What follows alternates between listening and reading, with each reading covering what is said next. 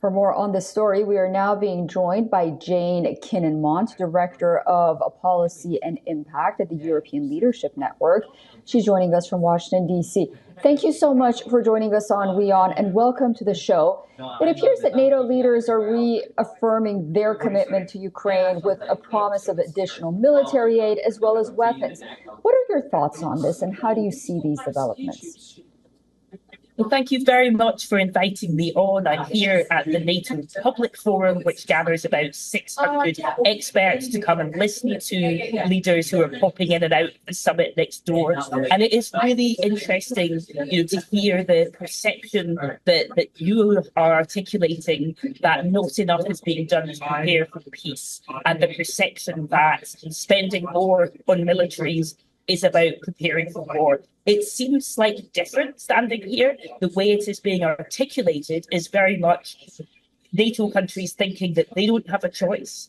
A lot of people are saying the only language that Russia understands is power, and they are arming to defend NATO territory rather than to attack. But of course, in this world where people in different places perceive things so differently, it is very easy for one man's defense to be perceived by another as preparing for aggression. So I do agree that finding more communication channels is extremely important. One of the things we've been talking about here is the recent visit of Viktor Orban to Moscow, and how it makes no sense to leave these contacts to somebody that is going with one country's agenda.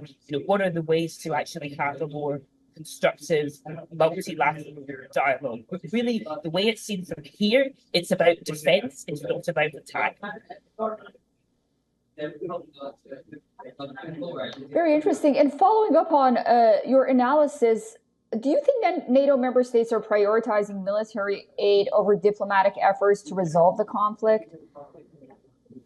Well, NATO is originally a military alliance, although it has a political element. It does have political meetings, but at the end of the day, it is an alliance that is focused primarily on defence and deterrence. While you need also to look at the UN, the OSCE, Organisation for Security and Cooperation in Europe, which is unfortunately not very active at the moment, and also the European Union and bilateral countries for more diplomacy. There has been recently a summit in Switzerland, which did not include Russia, but which was designed to try to get more countries on the same page to think about what a future negotiated settlement would look like. The core problem is still about territory, and it's about trust. So in territory, there is a sense among NATO countries, even a country like Turkey that otherwise has quite good relations with Russia, that it's dangerous to cede territory to Russia because it might take more.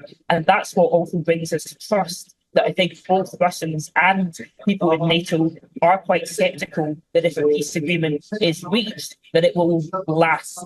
So again, a lot of the talk here is about giving security guarantees to Ukraine, but that's also important, if there was to be some kind of peace agreement, to make sure that whatever was agreed became stable, because around the world, we often see examples where peace agreements are reached, but then not implemented. So how to implement them, at a time when there's very little trust in international law and international treaties.